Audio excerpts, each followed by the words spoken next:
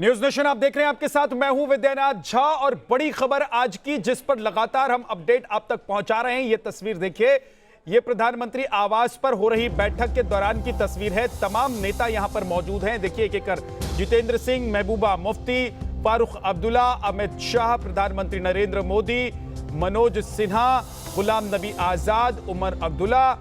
तो तमाम नेताओं को आप देख रहे हैं। ये कविंद्र गुप्ता हैं जो इस बैठक में शामिल हुए हैं।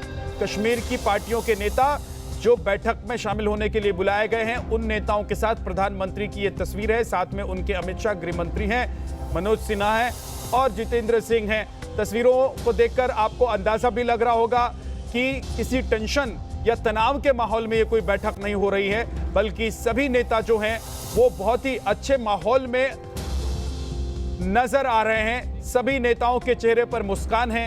और इसके अलावा जो तस्वीर सामने आई है, वीडियो सामने आया है, उसको देखकर भी यही कहा जा सकता है, यही अनुमान लगाया जा सकता है कि बैठक में तनावपूर्ण माहौल में बैठक में बात नहीं हो रही है, बल्कि जो बातचीत है वो बहुत अच्छे माहौल में हो रही है।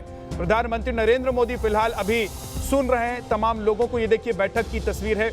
बैठक में अमित शाह मौजूद हैं और अगर आप प्रधानमंत्री नरेंद्र मोदी की कुर्सी की तरफ से देखेंगे तो उनके पास में उमर अब्दुल्ला है, फारूक अब्दुल्ला है, महबूबा मुफ्ती हैं, गुलाम नबी आजाद हैं बहुत करीब उनके चेहरे के, मनोज सिन्हा एक तरफ हैं और अमित शाह दूसरी तरफ नजर आ रहे हैं। पीएम मोदी की बैठक अभी भी जारी है और जैसा कि सूत्रों के हवाले से जानकारी मिली कि प्रधानमंत्री पहले सभी जो लोग आए हुए हैं उनको सुनेंगे और उसके बाद फिर वो अपनी बात रखेंगे, संबोधित करेंगे तमाम लोगों को। हमारे साथ ललित अंबरदार राजनीतिक विश्लेषक जुड़े हैं, अनुराग दीक्षित पीएम आवास के बाहर से मेरे सहयोगी मौजूद हैं, राहुल देव साहब हैं वरिष्ठ पत्रकार, इफ्रा हैं हमारे साथ और रविंद्र कुमार जी हैं संविधान विशेषज्ञ। आप सभी का एक बार फिर से बहुत बहुत स्वागत है। ललित अंबरदार जी, इस मीटिंग को देखकर यह अंदाजा लगाया जा सकता है और कहा जा सकता है कि किसी तरह का कोई तनाव नजर नहीं आ रहा है। जो तस्वीरें अभी तक सामने आई हैं, जो वीडियो और जो स्टिल फोटोग्राफ सामने आए हैं, उससे देखकर यही लग रहा है कि बड़े अच्छे माहौल में बातचीत हो रही है। देखिए, कैमरा और तस्वीरें हमेशा सच नहीं बोलती, ये भी आपको मानना पड़ेगा। आपके जो जितने भी वहां पे लोग बैठे हुए हैं, क्या हो गया अभी? आप मेरी आवाज सुन रहे हैं? बिल्कुल सुन रहे हैं सर, आप अपनी बात पूरी कीजिए, कंप्लीट कीजिए। हेलो जी ठीक है जी, ठीक है। जो लोग ये लोग वहां बैठे हुए हैं, आप 2 दिन पहले परसों महबूबा मुफ्ती ने तो एजेंडा सेट कर दिया इमरान खान की तरफ से कि पाकिस्तान को इन्वॉल्व करना चाहिए और वो गलत नहीं करी है कि उनका पार्टी का मैनिफेस्टो मैं आपके द्वारा देश को बताना चाहता हूं, उनको बोलते हैं सेल्फ रूल के ऊपर सबसे ऊपर एजेंडा है हिंदुस्तान और पाकिस्तान का जम्मू कश्मीर और लद्दाख के ऊपर जॉइंट मैकेनिज्म ऑफ एडमिनिस्ट्रेशन होना चाहिए। इसलिए जब वो बोलती है पाकिस्तान की तरफ से, कि वो खास बोलती है पाकिस्तान से रिश्ता क्या, ला इलाहा इल्लल्लाह। जो नेशनल कॉन्फ्रेंस का दिल्ली लोकसभा में, आज की लोकसभा में बारामूला का मेंबर ऑफ पार्लियामेंट है और लोन अकबर लोन, वो जम्मू कश्मीर असेंबली में नारा लगाते हैं पाकिस्तान जिंदाबाद। जब बाहर पत्रकारों ने पूछा कि आपने ऐसा क्यों किया, बोले मैं मुसलमान हूं, बावुक हो गया। तो मैं जब बार बार बोलता हूं, कश्मीर एक पॉलिटिकल प्रॉब्लम नहीं है। दुनिया भर में भी जहां पे भी वहां भी सुन्नी कॉन्फ्लिक्ट्स हैं, वो पैन इस्लामिज्म इंस्पायर्ड है। कश्मीर के अंदर इस्लामिज्म की बहुत बड़ी इन्वेस्टमेंट है। 70 साल से हमने उसको शह दे रखी थी 370 और 35A के द्वारा। इधर जिन्ना को दिल्ली में बोला हम टू नेशन थ्योरी नहीं मानते, उसी टू नेशन थ्योरी को बरकरार रखा जम्मू कश्मीर के अंदर 370 और 35A के द्वारा। और हुआ क्या? कश्मीरी हिंदुओं का परसिक्यूशन और जिनोसाइड, जम्मू के डोगरा लोगों को गुलाम बना दिया कश्मीर का, लद्दाख के राष्ट्रभक्त लद्दाखियों को जम्मू कश्मीर की इस्लामिस्टों को गुलाम बना दिया। इनकी प्रवृत्ति नहीं बदलेगी सर। इस्लामिज्म मुस्लिम ब्रदरहुड दुनिया में 100 साल से पुराना है, तो उनको अभी तक खत्म नहीं कर पाया। दूसरी बात, जब आप अभी ये सब कुछ कर रहे हैं, इसमें कश्मीरी हिंदू पूरे इस जिहाद के सबसे बड़े विक्टिम्स है। कहां है वो वहां पे? और जम्मू के डोगरा लोग जो आज की तारीख में हिंदुस्तान का डेमोग्राफिक बॉर्डर है उत्तर पश्चिम ललित जी, वो कहां है लोग? ठीक है, इफ्रा कुछ कहना चाहती है, आपको जवाब देना चाहती है, इफ्रा बोलिए। जी थैंक यू। मैं एक एक करके तर्क के इनको जवाब दे देती हूँ। हमने इनको आराम से सुना, उम्मीद है ये भी मुझे एंड तक आराम से सुनेंगे और फिर अपने जवाब देंगे। पहली बात, ये कहते हैं पीडीपी का एक सेल्फ रूल डॉक्यूमेंट है, बिल्कुल सही कहते हैं, लेकिन पीडीपी का सेल्फ रूल डॉक्यूमेंट जो है 2000 में बना था। अगर इनको इतनी ही दिक्कत पीडीपी के सेल्फ रूल डॉक्यूमेंट से थी, तो बीजेपी ने पीडीपी के साथ अलायंस क्यों किया जब उन्हें पता था पीडीपी का एक सेल्फ रूल डॉक्यूमेंट है? ये कहते हैं आर्टिकल 370 जो है वो एक टू नेशन थ्योरी का एक तरह का आप समझिए उदाहरण है इंडिया में। अगर आर्टिकल 370 टू नेशन का उदाहरण है, तो आर्टिकल 371 जिसमें बहुत सारे राज्यों को अलग अलग कानून रखने का अधिकार मिला है, वो क्या है? अगर 370 में जब आप यहाँ जम्मू और कश्मीर में जमीन नहीं खरीद सकते थे, अगर वो टू नेशन का उदाहरण है, आज बीजेपी ने लद्दाख में ऐसे लॉज लाए हैं कि आज यहाँ पे पैनल पे कोई भी बैठा शख्स लद्दाख में जमीन नहीं खरीद सकता। तो क्या बीजेपी ने लद्दाख में टू नेशन थ्योरी को इस्तेमाल किया? इन्होंने कश्मीरी पंडितों की बात की। इस मामले में मैं सिर्फ दो चीजें कहना चाहती हूँ।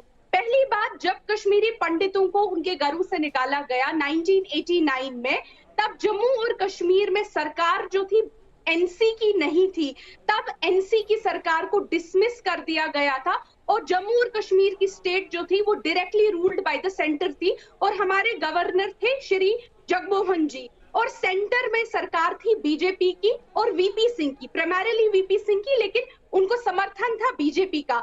अगर ऐसा सच है कि 370 से ही कश्मीरी पंडितों को निकाला गया, तो आज 2 साल हो गए 370 को हटाए हुए। कितने कश्मीरी पंडित वापस आए? क्या आप वापस आए? इनफैक्ट हम तो कहते हैं आप लोग आइए, हम अपनी पलके आप लोगों के लिए बिछाएंगे और हर कश्मीरी मुसलमान के लिए आपके दरवाजे खुले हैं। आपको किसी और घर नहीं आना है, आपको अपने घर आना है। दूसरी बात, ये डोगरा लोगों की बात करते हैं, बिल्कुल डोगरा भी है, चिनाब वाली में भी हमारे लोग हैं। आप मुझे एक बात बताइए, अभी जम्मू में विरोध हो रहा है बीजेपी जम्मू के खिलाफ, क्योंकि डोगरा लोगों ने प्राइमरीली बीजेपी जम्मू को वोट दिया था।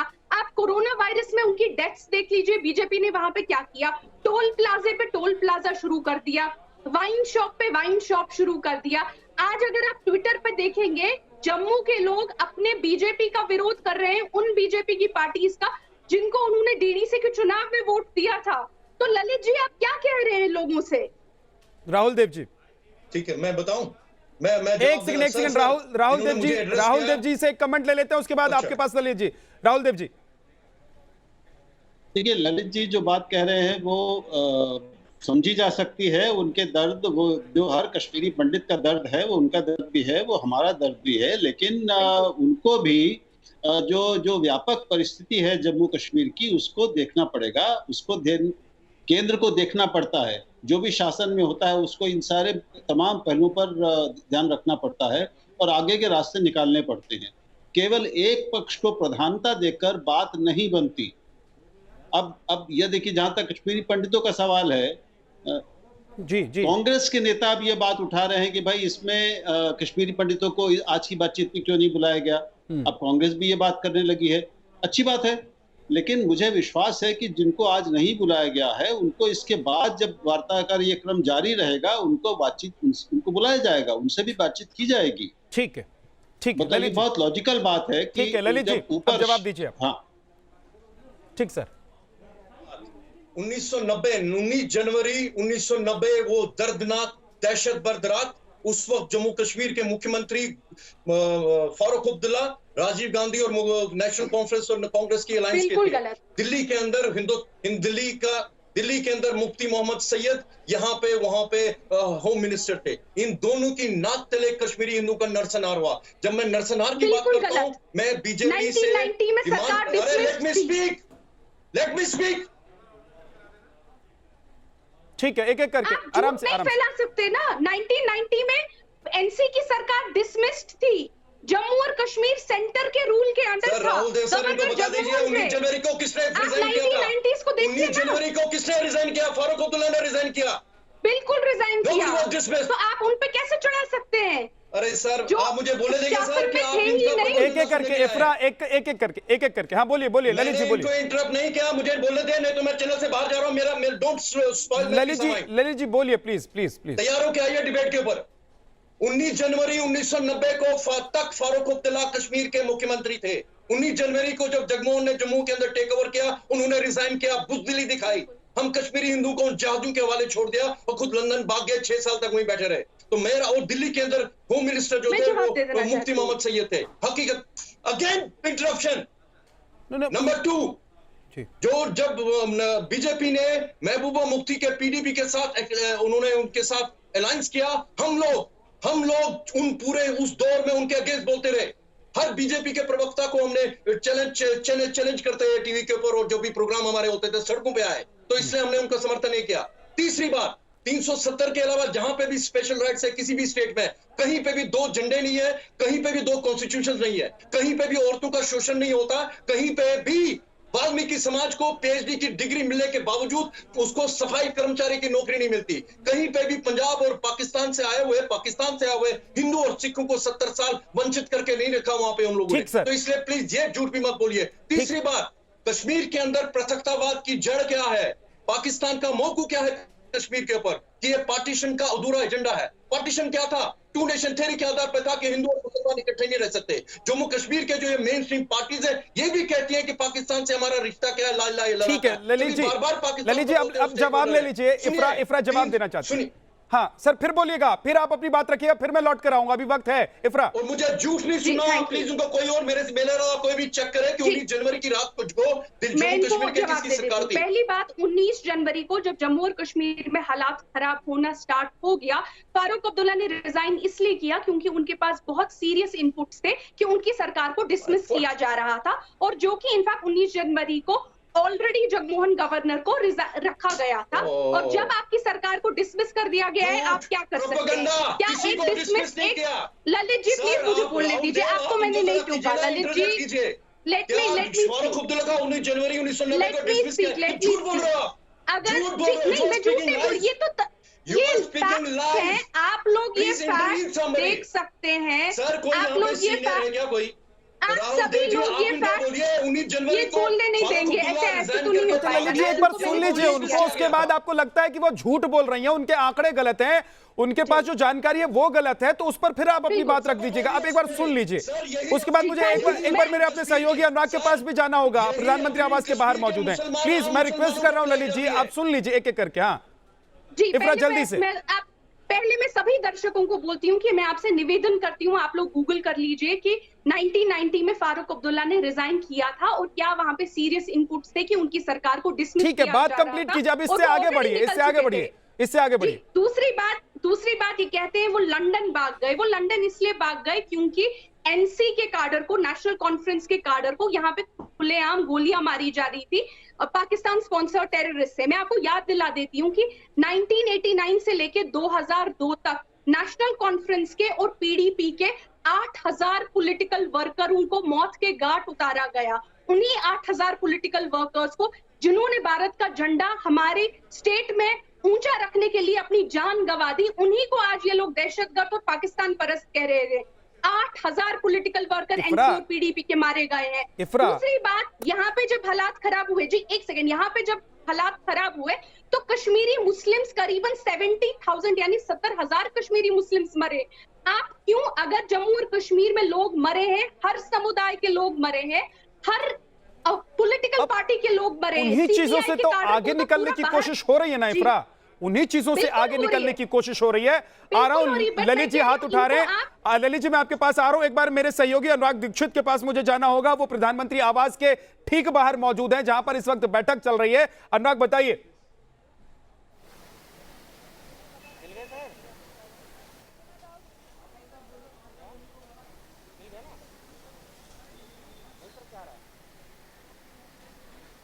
अनुराग क्या आप मुझे सुन पा रहे हैं?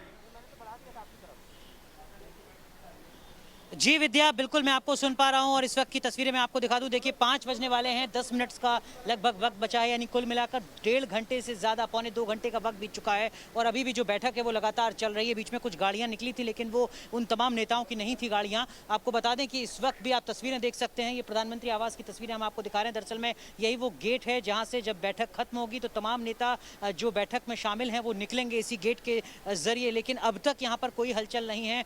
3 बजे से लेकर अब 5 बजने वाले हैं, 2 घंटे का वक्त बीत चुका है। 2 घंटे से लगातार बैठक चल रही है और इस बैठक का सीधा मतलब यही है कि जैसा मैं लगातार आपसे कह रहा हूं कि कई ऐसे मुद्दे हैं जिन पर चर्चा हो रही होगी और उन तमाम मुद्दों पर जो नेता आए हैं, जिन्होंने शिरकत की है इस बैठक में, उनको अपनी बात तफसील से कहने का मौका प्रधानमंत्री के द्वारा, केंद्र सरकार के द्वारा दिया जा रहा है। ये वन वे कम्युनिकेशन नहीं है, ये टू वे कम्युनिकेशन है। यहाँ पर उन तमाम लोगों की बातें सुनी जाएंगी और उसके बाद सरकार क्या कुछ सोचती है इस मुद्दे पर, केंद्र सरकार क्या कुछ सोचती है सुरक्षा के पहलू से, आर्थिक पहलू से और बाकी तमाम चुनौतियों के लिहाज से, उनके बारे में अपनी जानकारी दी जाएगी। लेकिन इस वक्त की तस्वीरें हम आपको दिखा रहे हैं, अभी भी यहाँ पर कोई हलचल नजर नहीं आ रही है। 2 घंटे लगभग बीत रहे हैं इस बैठक में, बैठक लंबी चल रही है और मधुरेंद्र मेरे सहयोगी लगातार हैं। लंबी बैठक का मतलब क्या मतलब? देखिए, इस बैठक में जो एजेंडा तय है उसमें एक तरफ से देखा जाए तो सरकार की तरफ से प्रेजेंटेशन दिया गया है, जिसमें बताया गया है कि किस तरह से केंद्र सरकार ने पिछले 22 महीनों में जम्मू कश्मीर के विकास को लेकर पूरी संजीदगी दिखाई है और विकास कार्यों में एक तरह से देखा जाए तो पहले के अपेक्षाकृत काफ़ी बदलाव जो है वो देखा गया है। उसके अलावा डीडीसी के चुनाव, लोकसभा के चुनाव किस तरह से चुनाव कराए गए, साथ ही ये बताया गया तमाम दलों को कि जो आम आवाम वहाँ पर है वो विकास चाहती है, विकास के साथ साथ सुशासन चाहती है और यही मकसद केंद्र सरकार का है कि अब राज्यों का चुनाव कराया जाए परिसीमन के साथ ही। और इस चुनाव के बाद सबसे बड़ी बात यह है कि यहाँ पर जो राज्य व्यवस्था है एक तरह से देखा जाए उसको प्रतिनिधित्व के तहत अब यहाँ के चुने हुए दल को दे दिया जाए। ये अहम बात है विद्या, माफ कीजिएगा मैं आपको रोक रहा हूँ। ये अहम बात यहाँ पर मधुरेंद्र कह रहे हैं कि जो हिस्सेदारी है वो बराबर हो और इसका सीधा मतलब ये है कि जम्मू की हिस्सेदारी उसकी आबादी के लिहाज से, उसके भौगोलिक क्षेत्र के लिहाज से हो, ये भी इस बैठक में चर्चा का विषय हो सकता है। और अगर ऐसा होता है तो इसका जो पॉलिटिकल असर है वो आने वाले दिनों में और ज्यादा देखने को मिलेगा। विद्या, ठीक है मोहम्मद अमीन साहब, सबकी हिस्सेदारी तय हो और इसीलिए वहां के जो लोकल रिप्रेजेंटेटिव्स हैं उनके साथ बात करने की जरूरत भी महसूस की गई और वो बातचीत हो भी रही है। जो पीछे छूट गया उस पर मिट्टी डालकर क्या आगे बढ़ने की ये कोशिश नहीं है? और इस कोशिश की सराहना तो होनी चाहिए ना। ये एक अच्छा कदम है प्रधानमंत्री जी का कि उन्होंने सभी विरोधी दलों को और शासन के लोगों को, अधिकारियों को, सभी को बुलाकर हर एक की बात सुननी चाहिए। वो अपनी अपनी बात रखें कि उनको, हमारे जो गवर्नर गए उनको क्या परेशानियां आई हैं, उनके सामने क्या लोगों ने अपनी अपनी समस्याएं रखी हैं और वहाँ के अधिकारी किस तरह से काम कर रहे हैं जब इसको यूटी बनाया गया और उससे पहले क्या हो रहा था, सारी बातें सामने आएंगी। और इसी सबको देखते हुए अब जो वहाँ पर चुनाव की प्रक्रिया है वो भी शुरू हो गई है और सारी वहाँ पर लिस्टें बनाई जा रही हैं, जैसे कि सारी हमारी लिस्टें होती है वो लिस्ट, उनकी तैयारी चल रही है और परिसीमन चल ही रहा है जैसे मैंने आपको बताया था। और अब की बार ये तो बहुत अच्छी बात है कि वहाँ पर जो 83 सीटें थी उनमें 7 सीटों का इजाफा हुआ है, यानी बढ़ाई गई हैं। और अब की बार स्पेशल जो है एसटी शेड्यूल ट्राइब्स को भी अब सीटें मिलेंगी और उनका भी प्रतिनिधित्व समाज में होगा और वहाँ पे कुछ स्थिति सुधरेगी। यही देखते हुए प्रधानमंत्री का जो है स्टेप सराहनीय है और सभी को सहयोग करना चाहिए और वो स्टेट के लोगों के हित में है और वहाँ के शासन के हित में भी है और जनता के हित में भी है, जिससे कि वहाँ का डेवलपमेंट हो। और देखिए, हमारे देश में सभी स्टेट हैं, उन सभी स्टेट का विकास तभी हुआ है जब सबका एक साथ, सबका साथ, सबका विकास हुआ है। और उसके लिए हमारे प्रधानमंत्री जी ने पहले ही कहा है कि हम सबका साथ, सबका विकास चाहते हैं, उसमें न जाति है न धर्म है।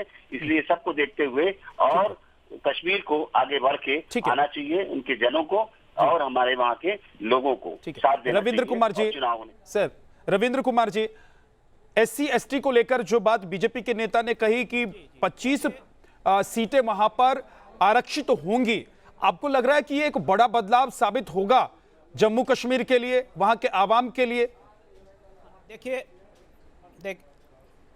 देखिए यहाँ बहुत लंबा दौर चला कश्मीर में आज़ादी के बाद से।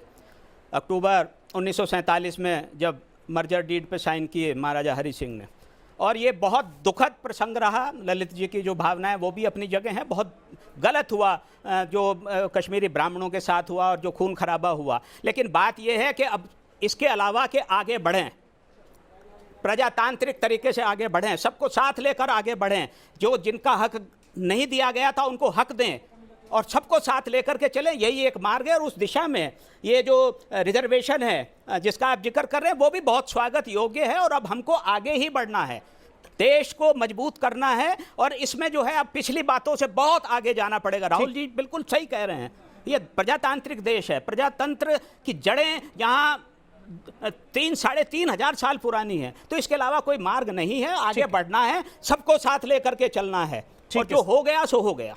ललित जी मैं तो आखिरी बस कमेंट, आखिर में इतना ही कहना चाहता हूं। आखिरी कमेंट ललित जी। मैं ये कहना चाहता हूं, मैं आप सब लोगों से निमन करता हूं, मैं क्या कह रहा हूं आपको। नंबर एक, कश्मीर के अंदर 70,000 अगर मुसलमान कह रहे मारे गए, ये गलत प्रोपेगेंडा है। हाँ, जो मुसलमान हिंदुस्तान के नाम से, भारतीयता के नाम से है, उनको मैं सलाम करता हूं, नमन करता हूं। लेफ्टिनेंट फयाज मेरा हीरो है, लेकिन वो जो बुरहान वानी जैसे लोग जिन्होंने हिंदुस्तान के खिलाफ AK-47 उठाई, उनको कब्र में दफन होना है, ये लिख के रख लीजिए। दूसरी बात, अफगानिस्तान में कौन किसको मार रहा है? मुसलमान को मार रहा है, तो क्या वहां जिहाद नहीं है? जम्मू कश्मीर लिबरेशन फ्रंट को हिजबुल मुजाहिदीन ने कश्मीर में आधा खत्म कर दिया, इंडियन आर्मी के अलावा।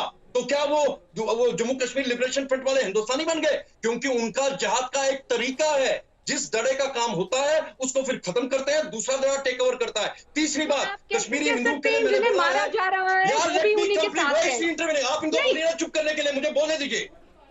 बोलिए कंप्लीट कीजिए सर, वक्त तक ज्यादा है नहीं। कश्मीरी हिंदू का नरसंहार भारत की सरकार औपचारिक तौर पे माने और जिनोसाइड ट्राइब्यूनल बिठा दे, और फारूक अब्दुल्ला और की तहकीकात होनी चाहिए उसके अंदर, और मरणोपरांत मुफ्ती मोहम्मद सैयद की। हम लोग बेट बकरियां नहीं है कि जो हमारा खून बहा, रेप हुआ, मर्डर हुआ। अब ललित जी वक्त इतना ही इजाजत देता है सर, वक्त इतना ही इजाजत देता है। माफी के साथ बहुत बहुत शुक्रिया हमारे साथ जुड़ने के लिए, आपने अपनी बात रखी, आपकी भावनाओं का कद्र करते हैं हम। और मुझे लगता है कि अगर एक टेबल पर बैठकर जम्मू कश्मीर के नेताओं के साथ बात हो रही है, इसका मतलब यह नहीं है कि वहां पर अगर उपद्रव करने की कोशिश होगी, आतंकवाद को बढ़ावा देने की कोशिश होगी, तो उसे बर्दाश्त किया जाएगा। एक छोटे से ब्रेक के लिए हम रुक रहे हैं, फौरन वापस लौटेंगे।